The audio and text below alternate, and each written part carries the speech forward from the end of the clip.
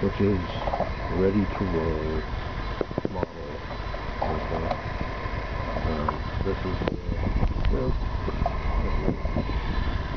This is what the end of the box says too, and there's the model number. And I got this on eBay and for a bargain price, practically. You know, if you can't make it to the railroad museum, or you can't make it to the next show, then I recommend you go on eBay, because there are a lot of people that have bought out some of these shops or stock they don't want at cheaper prices, and they're trying to auction them off on eBay to make a little money. And the auctions don't always go the way you want them to go when you're selling stuff. So anyway, I picked this one up pretty good price. I think it was like, what was it, $35 or something. But it does have busted handrails on it, so I'm going to have to put a set of handrails on here, so that's going to cost me some money. But beside that, this is the only ready to roll model that I've got right now. And you know, you take the couplers off to get these shells off, and basically that's it. And I've already taken the couplers off of this, and knocking over my glue and everything else. So this is the model, and there's the motor, and you still have the same kind of clips on this that you have on a blue box. And if you look at the instructions, you can see that these are the end of the worm gear housing right there on the end of the frame, and you take those off, and then you have to I think you have to unscrew this motor. No, it says it's got rubber grips on it. Okay, so we got rubber motor mounts. So you push those out, or you pull it out after you drop the power trucks off, and then, you know, there it is. And it should have a wire on the bottom, which I've already desoldered, taken off the board, because when it comes out, it's just going to have to come out in one piece, and it's going to have a wire soldered to the bottom of the or on a clip, apparently on the bottom of the motor, is what we're going to be looking for. So I'm going to go ahead and take this off, but first I'm going to scribe it so everybody can see I'm scribing it.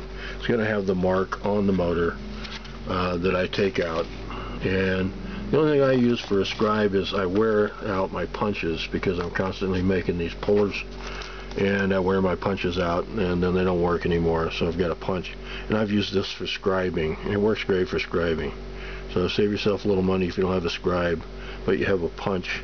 You can just take the tip of it and write whatever you want on there. But we're just going to go ahead and scribe this as an RTR motor. And I'm just going to put scratches in it.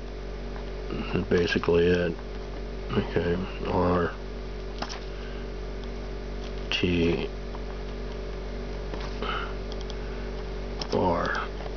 And that may not come up on the camera very good, but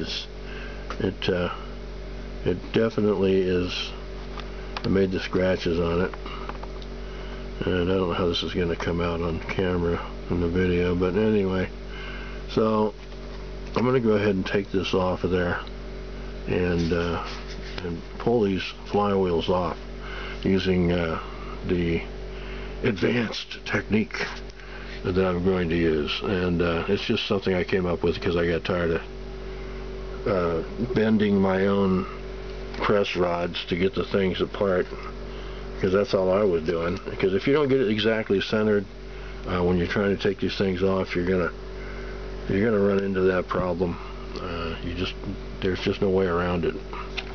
My favorite tool for taking off the worm gear housing is a good pocket knife, a strong one like this old bone-handled pocket knife, and then I just take them off, just pry underneath it, keep your other hand over the top, and it'll pop off.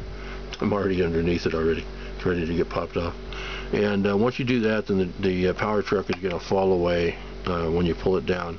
The dog bone shaft is going to come out, and these get dog bone shaft, so that's what we're going to do. I think they call them a hex head on the flywheel side. but you know, it's more like a dog bone on the other end of the side, so the other end of it on the shaft. And the drive shafts on these, on this one in particular, look like they're the same length.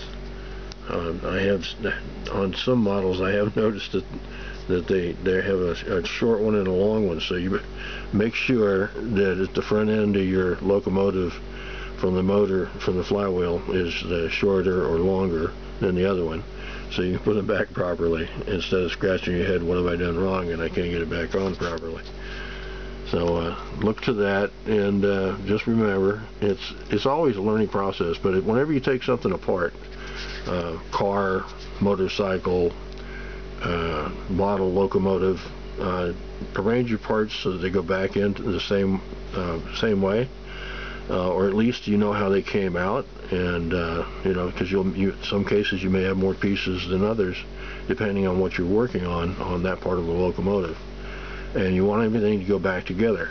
Now there are some washers, very small ones, very tiny washers inside of the motor frame here. And when you take these apart, those washers, once they're worn, they'll get a groove or something in them, and then the motor will jack back and forth a little too much, grinding, sometimes binding. But you can take those washers and reverse them and put the worn side against the inside of that, you know, the commutator, and then the smooth side will be against, or maybe against the commutator, and then the worn side against the motor housing. But the motor is going to spin and hit that, and there's just no way around it. And that's why the washers are in there in the first place, to take that abuse, instead of having the motor housing taking the abuse. But you can just flip those over and put the worn side against the housing, and then the smooth side from the other side of the washer, and you'll get double use out of those washers. And you know, you don't see those for sale. You have to pull other motors apart. Now, in my case, I pulled so many motors apart. just getting rid of the old motors and then having new motors for DCC, that sort of thing. So I've got plenty of those washers, and if anybody needs them, they can go ahead and just contact me, and I'll put them up on eBay for, I don't know, $5. Cover the postage and the handling and the, you know, the eBay requirement for tracking, so that you don't have problems with the customers not getting their item, and who knows where it went, and nobody feels bad about the loss except for the Postal Service eventually. I don't know. It seems like most of the stuff is so cheap, you know, it's not worth going after anyway if there's a problem with the Postal Service. But they have rarely lost anything that I've shipped out. They have missent it, is what they call it, missent.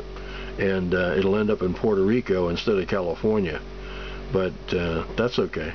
It works out eventually. They figure it out in Puerto Rico, and then, uh-oh, this doesn't come here. And my postman told me, he says, you know, the reason why this happens is because the bins get so full that coming down the chute, people aren't moving the bins out fast enough because we got a shortage of personnel. And he says the stuff will fall off of one bin into another bin, and they just take the bins and bag them up and send them on a train, a plane, a truck, whatever.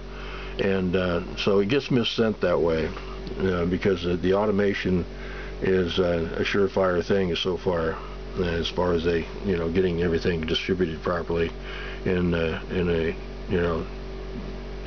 fast and equitable fashion. So don't get worried. Keep an eye on it, and if it does end up in Puerto Rico, don't worry, it will eventually get to you, but hopefully that won't happen. Right now during December, I just got through shipping some items, and they went out and they got to their destination within 3 to 4 days. And one customer, a very trusted customer, I just gave him $2 back and said, look, I'll just send it first class mail and you save another $2 on this so-called free shipping. So I gave him another $2 back, and he was happy with that, and it got to him, and he sent me an email and said, yep, I got it, no problem. So right now things are moving along. Anyway, let me get to this, and then I'll show you the motor, and before I pull it all apart.